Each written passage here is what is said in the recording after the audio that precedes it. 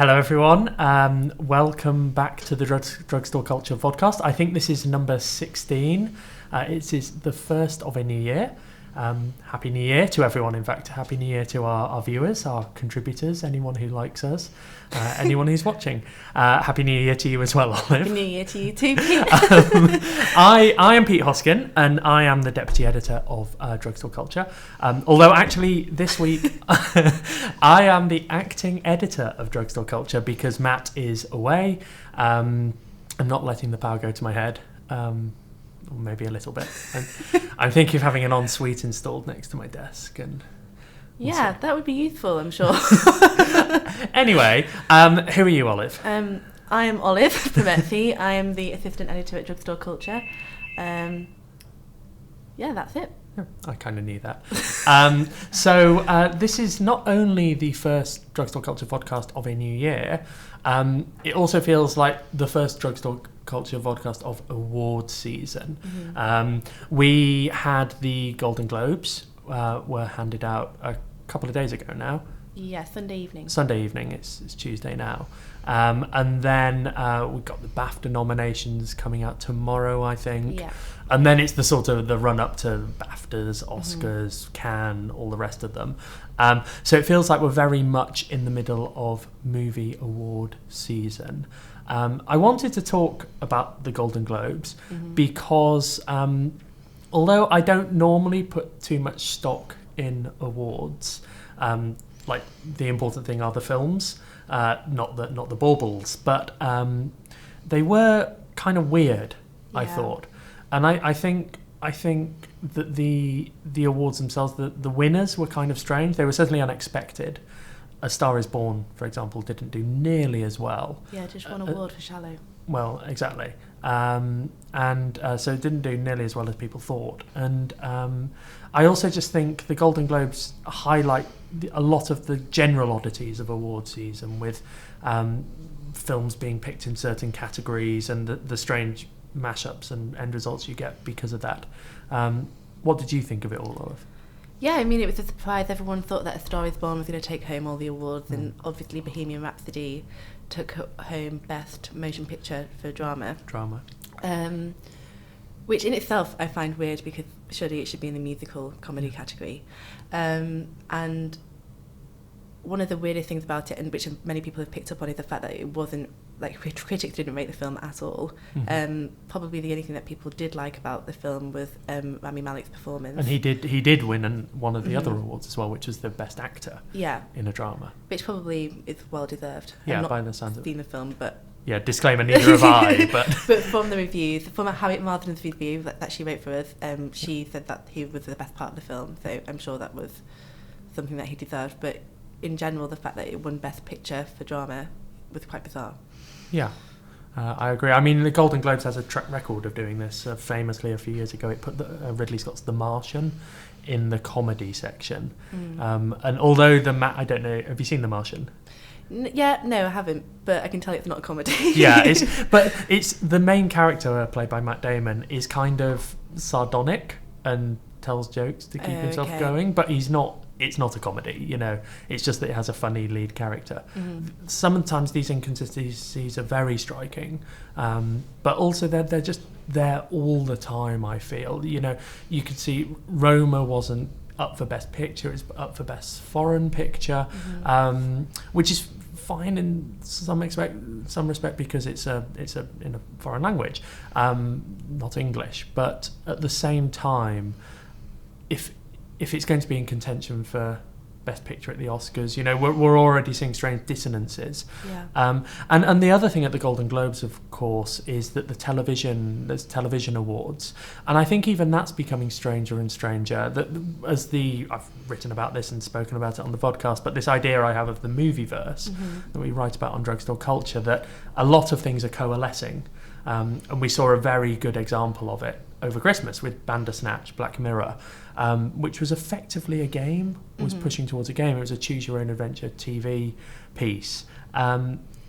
Where would that sit nowadays? You know, I suppose it would still be a television show so far as the Golden Globes are concerned, but you can easily see a future where it would look strange there. Maybe it's actually a film, you know, it's an hour and a half or so of entertainment, but should games be included? You know, these questions arise, and I just think increasingly that awards, they're trying to put things in boxes where they don't belong. Yeah.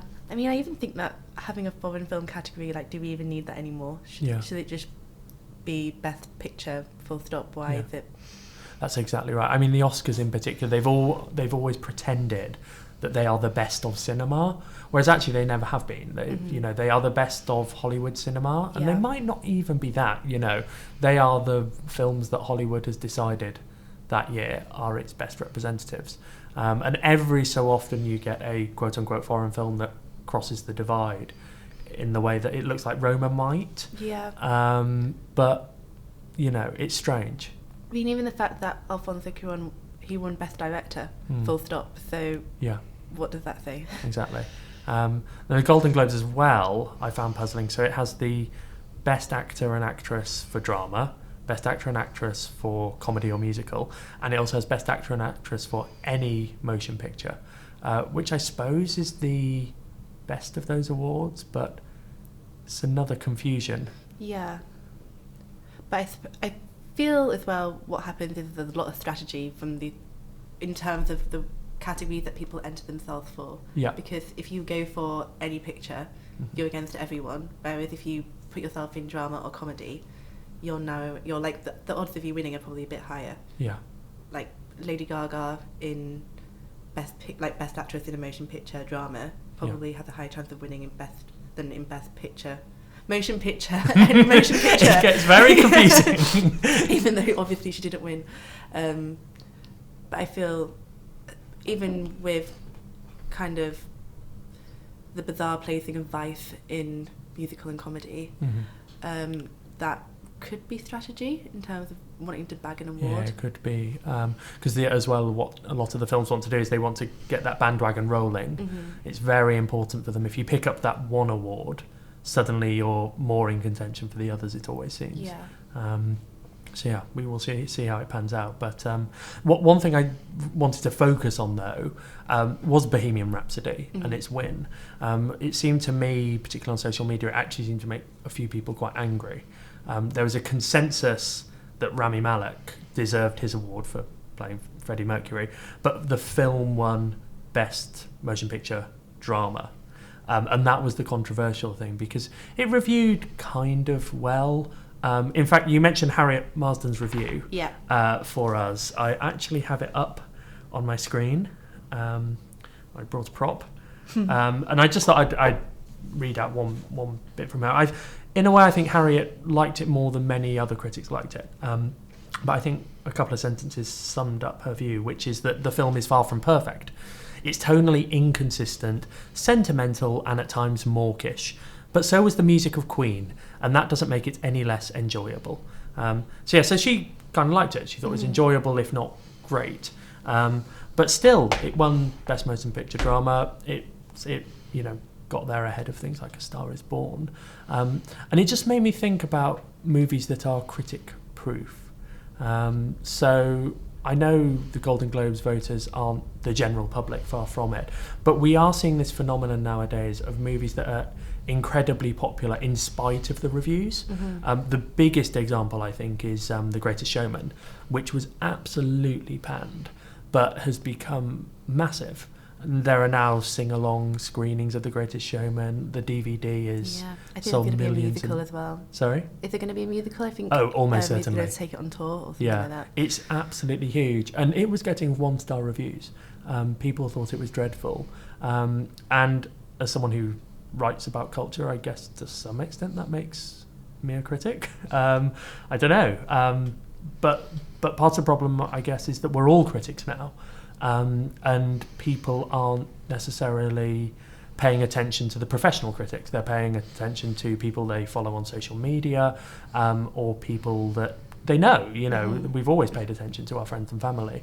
But I just feel that that's more powerful nowadays. Olive? I guess it depends on what people value. Like, do people care about a film being technically good, or do they care about it being enjoyable? Because sometimes a film doesn't have to be technically good for you to enjoy it. And I think most people probably don't care if it's like a perfectly produced film.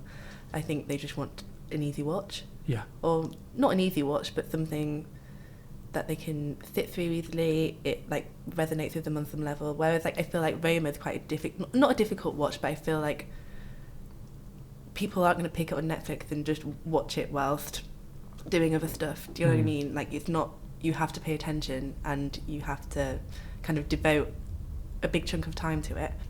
I mean, films like The Greatest Showman, they're like family films. Everyone could enjoy it. Yeah. But I feel that the lines between quality and enjoyment are being blurred when something like Bohemian Rhapsody, which again, neither of us have seen, so it may well be absolutely fantastic from an objective point of view, but when it is picking up a big award, that ticks the box in a way that says, this is great. Maybe it shouldn't. Maybe we shouldn't take the award so seriously. But then that, again, undermines the whole point of these awards. It seems very strange nowadays. It isn't helped as well that people, there are bigger forces at play, the rise of the internet, but also the decline of traditional media. Yeah. If people aren't reading newspapers, they're obviously not reading the critics within them. But I just feel that those sorts of trends might now be filtering through to the award shows themselves, which is interesting. Do you think it's because the award shows aren't getting like the ratings that they need to get, so they're trying to? I mean, possibly. I don't know. Kind of accommodate to an audience that thinks they're maybe stuffy. Yeah. Well, this is the other thing. I do think the awards have become more and more cut off, basically, and more irrelevant. When people are playing games, when people are on Netflix, suddenly the rules that the Oscars imposed, and they're slightly loosening them a bit, but they still impose them, which you have to have a film to be considered has to be showed in X many cinemas for X long in certain cities in America for it to be even considered for an award. And that kind of thing just is meaningless nowadays. So in a way, it's good if these award shows are taking into account how people actually watch and digest and view films nowadays. Yeah.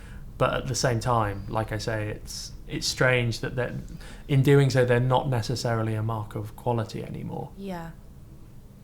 Yeah, I know what you mean, because it feels like they're trying to include like more blockbustery films, but it feels like they're not making the right choices in terms of... Well, I don't know. I'm not seeing Bohemian Rhapsody. I'm laughing because I haven't seen it either, so we're being judgmental based on... Black Panther was nominated, but it didn't win anything, which is... I mean, I feel like if you're going to go for the popular vote, that would have been the obvious choice, aside from Star is Born. Yeah. I mean, maybe they're trying not... I don't know. I don't know what the voters are thinking. So what would you have liked to have seen win? I would have liked to have seen Black Panther win something. I don't think it necessarily deserved Best Picture or Best Motion Picture. I can't remember which category it was nominated for, but I don't think it deserves Best of a Best Picture category. But I think it should have been acknowledged in some way. I mean, maybe even the score, like soundtrack, best soundtrack. Just to kind of acknowledge that big moment in culture. Yeah. What about you? I guess almost for similar reasons with a big moment in culture. I'm a massive fan of Sorry to Bother You, which actually didn't seem to really register at the Golden Globe Awards in the nominations, so it was never really stood any chance. But I think that's a shame, because I think it's a sort of messy kind of masterpiece, and I love it. I'd like to see it appear in a few more nominations, including, in fact, the BAFTAs. Yeah. Which come out tomorrow, so we shall see. And I guess on that note, we can say, stay tuned, everyone. Yeah, stay tuned till tomorrow. There are more awards shows coming up, more awards, and Drugstore Culture will be covering them.